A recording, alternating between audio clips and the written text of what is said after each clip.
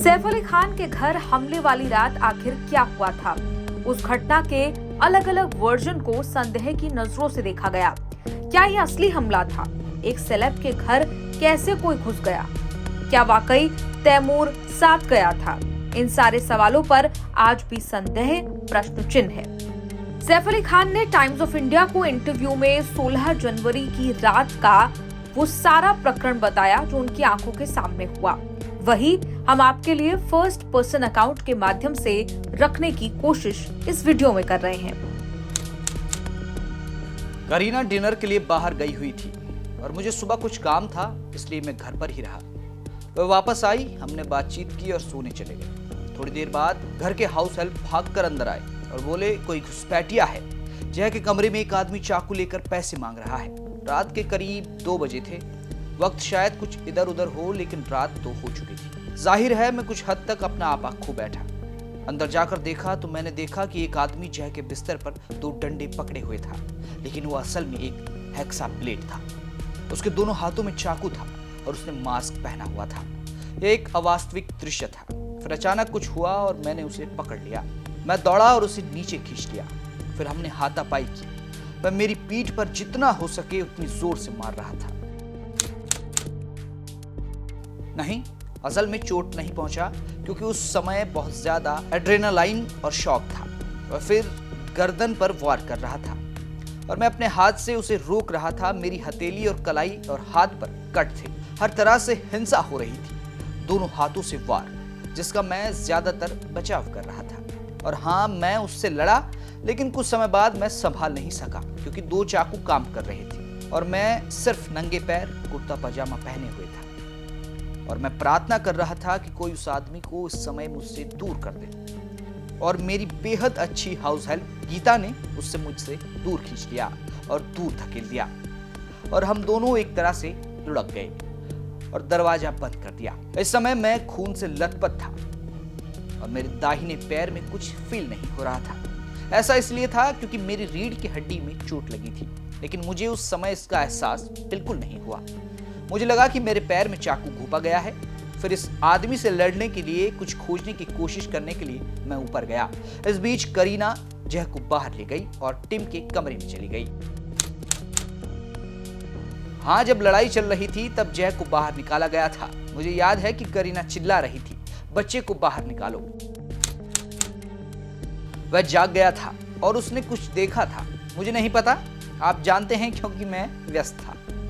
और फिर हम सब ऊपर इकट्ठे हुए। गीता ने बाहर से दरवाजा बंद कर रखा था, इसलिए हमें लगा कि वह अंदर बंद है। वह जिस तरह से आया था उसी तरह चला गया। बच्चों के बाथरूम में नाली के पाइप से होकर गया था। मुझे नहीं लगता कि उसे पता था कि वह कहां है। और हम सब नीचे की ओर चले गए।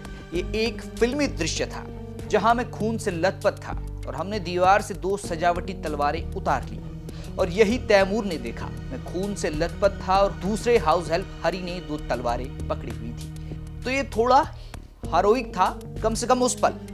हमने कहा चलो उसे पकड़ते हैं और करीना ने कहा नहीं, चलो बाहर निकलते हैं, क्योंकि हमें तुम्हें अस्पताल ले जाना है और मुझे जय को यहाँ से बाहर निकालना है, क्योंकि मुझे लगता है कि वह घुसपैठिया अभी भी आसपास है और उनमें से और भी हो सकते हैं। तो फिर हम सब नीचे चले गए। करीना रिक्शा या कैब वगैरह के लिए चीख पुकार रही थी। मैंने कहा मुझे थोड़ा दर्द हो रहा है, मेरी पीठ में कुछ गड़बड़ है। उसने कहा तुम अस्पताल जाओ और मैं अपनी बहन के घर जाऊंगी। वह बेचैन होकर फोन कर रही थी, लेकिन कोई नहीं उठा रहा था। हमने एक दूसरे को देखा। मैंने कहा मैं ठीक हूं, मैं मरने वाला नहीं हूं। और तैमूर ने भी मुझसे पूछा क्या आप मरने वाले हो? मैंने कहा नहीं। वह बिल्कुल शांत था, वह ठीक था। उसने कहा मैं आपके साथ आ रहा हूं। और मैंने सोचा अगर कुछ हो तो।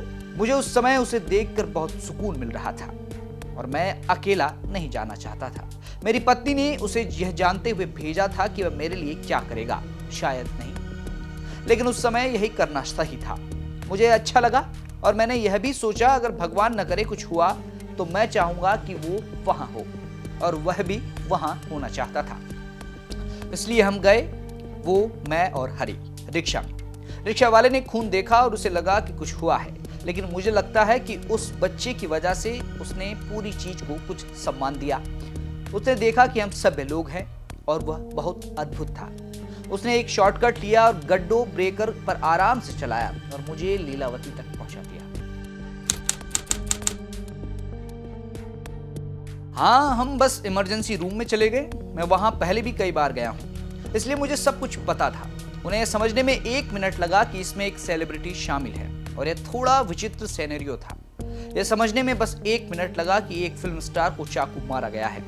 मुझ में बहुत एड्रेनालाइन थी। वे व्हीलचेयर लेकर आए और मैंने कहा, नहीं, मुझे नहीं लगता कि व्हीलचेयर अच्छा विचार है, मेरे लिए स्ट्रेचर ले आओ। और मैंने अपने चेहरे की ओर इशारा करते हुए कहा, मैं सैफ अली खान हूँ। उन्होंने दोबारा देखा और फिर सब हैरान रह गए। उसके बाद वे बहुत तेजी दिखाने लगे। वहां एक डॉक्टर ड्यूटी पर था जो अपने नीले रंग के स्क्रब में था और उसने कुछ सही निर्णय लिए। फिर अस्पताल के हेड आए। मैं वास्तव में टॉयलेट जाना चाहता था और उन्होंने कहा, हम आपको कैथेटर देंगे। मैंने कहा, नहीं, मैं चलूंगा। उन्हें विश्वास नहीं हुआ कि मैं चल सकता हूं, क्योंकि तब तक वो मेरे बैग की ओर देख चुके थे। फिर उन्होंने कहा, हमें MRI करवाना होगा। उन्होंने मेरे हाथ, मेरी गर्दन को देखा और कहा कि यह सब कट गया है, लेकिन पीठ मुख्य समस्या है। इसलिए उन्होंने MRI करवाया और फिर किसी ने सही फैसला लिया और कहा, चलो स्पाइनल न्यूरोसर्जन को बुलाते हैं। यह एक बढ़िया कदम था। डॉक्टर नितिन डांगे, जो 2 बजे या कुछ इसी समय सोने गए थे, किसी ने उन्हें फोन किया और वे तुरंत अस्पताल पहुंचे।